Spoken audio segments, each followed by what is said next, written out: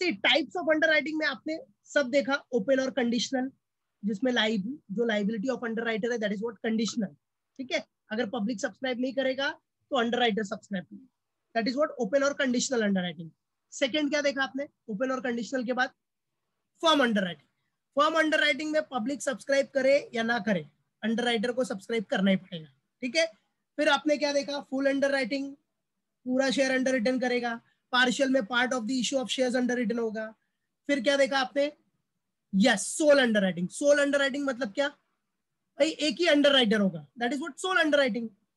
और joint underwriting में many underwriters होंगे ज्वाइंट अंडरराइटिंग में, और एग्रीड रेशियो में वो लोग क्या करेंगे, बराबर है, पूरा अपना जो भी अंडरराइटिंग करेंगे, एग्रीड रेशियो में वो लोग क्या करेंगे, पूरा अंडरराइटिंग करेंगे, दैट्स इट। वो सब आपने देख लिया पहले, ठीक है।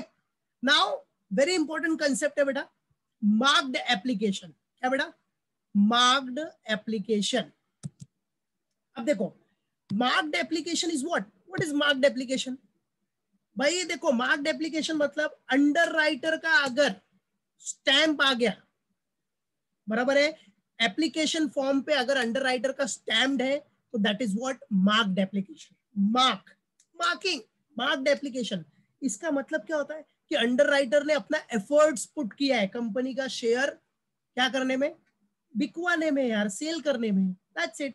उधर अंडरराइटर का एफर्ट्स है, बराबर है। तो अंडरराइटर का एफर्ट है, नॉर्मल सी बात है, अंडरराइटर का एफर्ट है तो एप्लीकेशन फॉर्म पे उसका स्टैंप होगा, बराबर है। That is what marked application, कि अंडरराइटर ने अपना एफर्ट किया है कंपनी का शेयर बिकवाने में, बराबर है। सो एप्लीकेशन फॉर्म दिख रहा है ना इधर, application form stamped with the name of the underwriter are known as marked application. तो मार्क्ड एप्लीकेशन का बेनिफिट किसको मिलेगा, अंडरराइटर को ही मिलेगा ना, जिसने मेहनत की है, जिसने एफर्ट डाला है, बराबर है, उसी को मिलेगा बेनिफिट। अंडरराइटर हर जगह जाके सबको रिक्वेस्ट करेगा कि भाई ये कंपनी का टाटा स्टील का शेयर्स खरीदो, टाटा स्टील का शेयर खरीदो, वो एफर्ट डालेगा कि खरीदो। क्यों एफर्ट डालेगा, अरे भाई अगर वो एफर्ट नहीं पुट करेगा तो फिर बाद में उसको ही खरीदना पड़ेगा ना। अंडरराइटर अगर जाके मार्केट में घूमेगा नहीं, उधर प्रमोशन नहीं करेगा, तो फिर क्या होगा, जब पब्लिक नहीं खरीदेगी तो उसको खरीदना पड़ेगा फिर, बराबर है कि नहीं। That is why marked application मतलब क्या, कि अंडरराइटर का एफर्ट होगा, फिर पब्लिक खरीदेगी। तो भाई अगर अंडरराइटर का स्टैंप आया, इसका मतलब वो अंडरराइटर की एफर्ट्स की वजह से पब्लिक ने खरीदा है, बराबर है। So that is what marked application. और मार्क्ड एप्लीकेशन आ गया तो मार्क्ड एप्लीकेशन का बेनिफिट किसको मिलेगा, जो अंडरराइटर ने बिकवाया है उसी को मिलेगा ना यार, that's it. So the benefit of marked application is given to the concerned underwriter. Clear, okay. So marked application में किसी को डाउट, पक्का। तो मार्क्ड एप्लीकेशन याद रखना, application form stamped with the name of the underwriter, उधर underwriter का effort है शेयर को बिकवाने में, बराबर है, मालूम पड़ा। तो that is what marked application, उस अंडरराइटर ने एफर्ट किया है, right. So application form stamp with the name of the underwriter is known as what, underwriter are known as what marked application. तो मार्क्ड एप्लीकेशन का benefit किसको मिलेगा, जो भी कंसर्न अंडरराइटर है उसको उसका बेनिफिट मिलना है, गॉट इट। सो क्लियर हो गया ना बेटा बात। Marked application clear everyone. Marked application में अंडरराइटर का स्टैंप होगा कि अंडरराइटर का एफर्ट है, राइट। अभी अनमार्क्ड मतलब क्या, जस्ट अपोजिट, इसमें विच do not bear the stamp of underwriter, मतलब इसमें अंडरराइटर का एफर्ट नहीं है, बराबर है। पब्लिक ने डायरेक्टली कंपनी का शेयर सब्सक्राइब किया है, बराबर है। अरे कंपनी का भी तो कुछ एफर्ट रहता रहेगा, राइट है कि नहीं, कि पब्लिक डायरेक्टली जाके सब्सक्राइब कर रही है, मतलब अंडरराइटर का कोई रोल नहीं होता। तो ऐसा एप्लीकेशन क्या होता है बेटा, such type of application is known as what unmarked application, बराबर है। जिसमें अंडरराइटर का एफर्ट नहीं रहेगा उसको क्या बोलेंगे, अनमार्क्ड। मालूम पड़ा कि नहीं, मालूम पड़ा। मतलब क्या, पब्लिक क्या डायरेक्टली कंपनी का शेयर खरीद रही है, अंडरराइटर के थ्रू नहीं खरीद रही है, बराबर है। पब्लिक डायरेक्टली कंपनी का शेयर खरीद रही है, राइट। सो उसमें अंडरराइटर का स्टैंप नहीं होगा। जब पब्लिक डायरेक्टली खरीदेगी तो अंडरराइटर का स्टैंप किधर आएगा बेटा, आएगा क्या, नहीं। So unmarked application which do not bear the stamp of underwriter, clear है, मालूम पड़ा, समझ गया। मार्क्ड एप्लीकेशन, अनमार्क्ड एप्लीकेशन, बराबर है।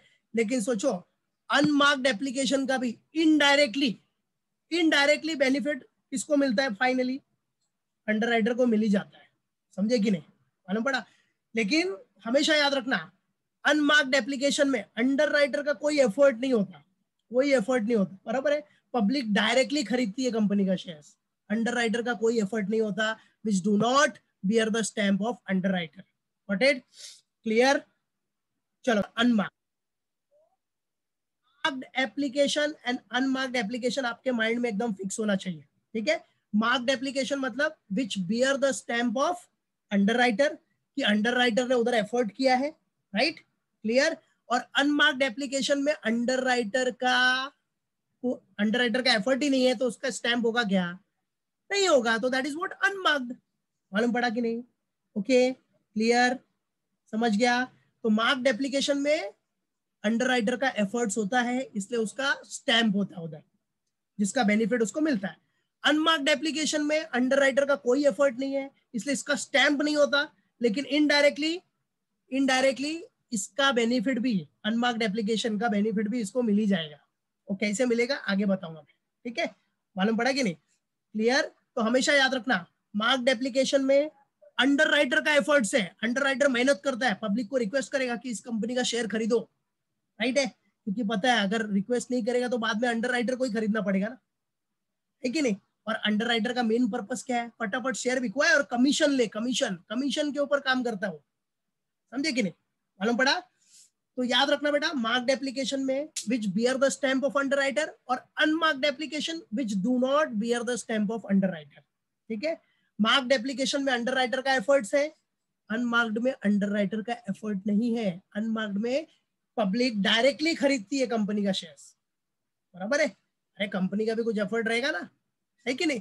तो अनमार्क्ड में पब्लिक डायरेक्टली खरीद रही है कंपनी का share, that is what unmarked. उसमें अंडर राइटर का कोई रोल नहीं रहता, बराबर है?